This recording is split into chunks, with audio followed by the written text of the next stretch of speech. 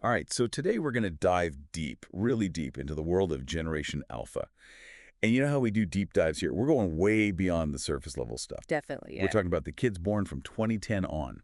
Think about it. 2010, that's the year the iPad came out, the Yeah. first iPad. Wow. Crazy, right? These Yeah. kids, they've never known a world without touchscreens, streaming video, you name it. Right, they were practically born with a smartphone in their hands. Pretty much. Haha. Yeah. So we're going to be looking at this excerpt from Screenagers, how Generation Alpha is shaping digital trends.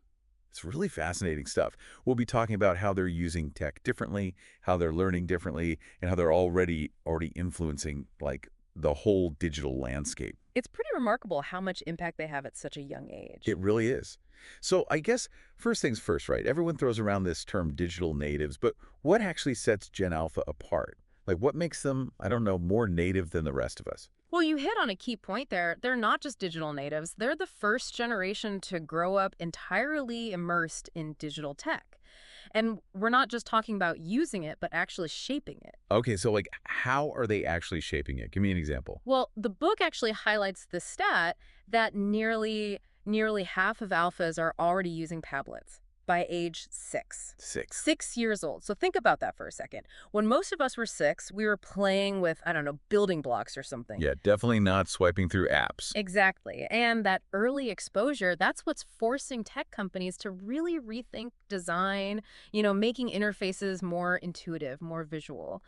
Because if a 6-year-old can't figure it out, You're going to move on to the next thing, right? exactly. And these companies know that. So in a way, you could say that Gen Alpha is driving like a design revolution. They're calling the shots and they don't even know it. Well, maybe they do. Haha. That's a good point. They probably do. So it's not just like swiping and tapping, right? Yeah. They're actually Yeah. understanding this tech at a deeper level. Oh, absolutely. I mean, look at the rise of platforms like TikTok or YouTube Kids. Yeah, that's all them. Right. Those platforms are built on this preference for visual, bite-sized content. That's a Gen Alpha thing through and through. And they're so good at it.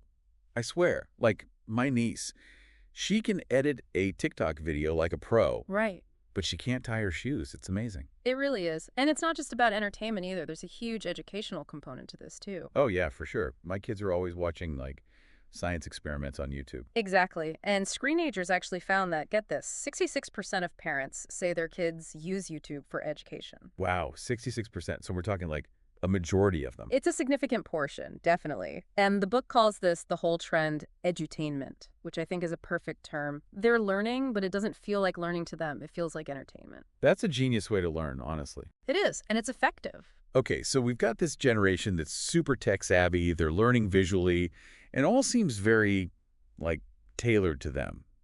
Is this idea of personalization, is that a big part of the Gen Alpha experience? Oh, absolutely. It's massive. I mean, think about it. They've grown up in a world where everything is on demand, streaming services, personalized playlists, instant delivery.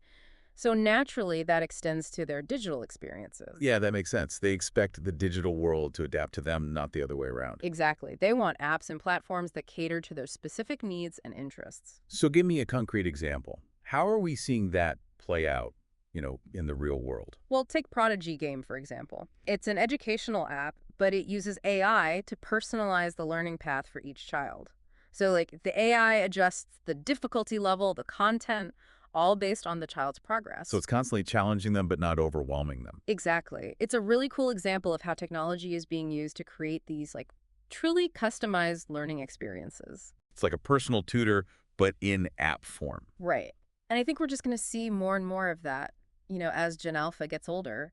This expectation for personalization is going to permeate everything. Yeah, from education to entertainment to, well, I guess everything. Exactly. So we've talked about apps, we've talked about videos. What about toys? Are we still in the age of Legos, or has that evolved too?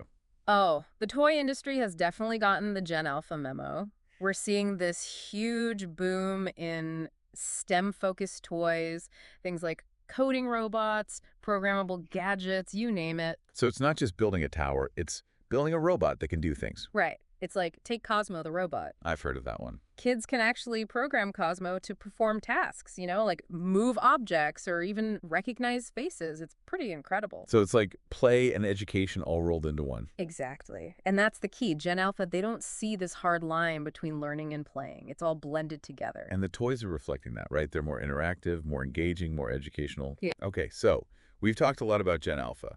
Let's shift gears for a second and talk about, like, the grown-ups. Right. What role are parents playing in all of this? Because I imagine it's a whole new world for them too, right? It is. And to be honest, a lot of parents are struggling to keep up. They're having to figure out screen time management. They're researching all these new platforms, looking for good parental controls, making sure their kids are having safe and positive experiences online. It's like a whole new parenting skill set that they have to learn. Absolutely. And there's no real playbook for this stuff. It's all uncharted territory. So to kind of wrap this all up, it seems like Gen Alpha is all about intuitive tech, visual learning, personalized experiences, and this like fusion of play and education. I think that's a great summary. And the thing is, they're not just passive participants in all of this. Oh, absolutely not. They're actively shaping the digital world. They're holding the steering wheel. Exactly. And you know what? That's both exciting and a little bit daunting, right? It is. Like if they're already this influential, what happens in the next, 5, 10, 15 years? Yeah. What are they going to create? What are they going to demand? It's really hard to even imagine, but I think it's safe to say that they're going to change things in ways that we can't even fathom right now. That's a great point. And it's a little mind-blowing, honestly. But that's what makes this stuff so fascinating to talk about. So big thanks to you for, guiding us through this deep dive. I feel like I learned a ton. Well, I'm glad. It's a topic I'm really passionate about. And to everyone listening, keep an eye on Gen Alpha. Because like we've been saying, they're already shaping the digital world, and their impact is only going to grow from here. Absolutely. So that's it for today's deep dive. Thanks for listening. See ya. Bye.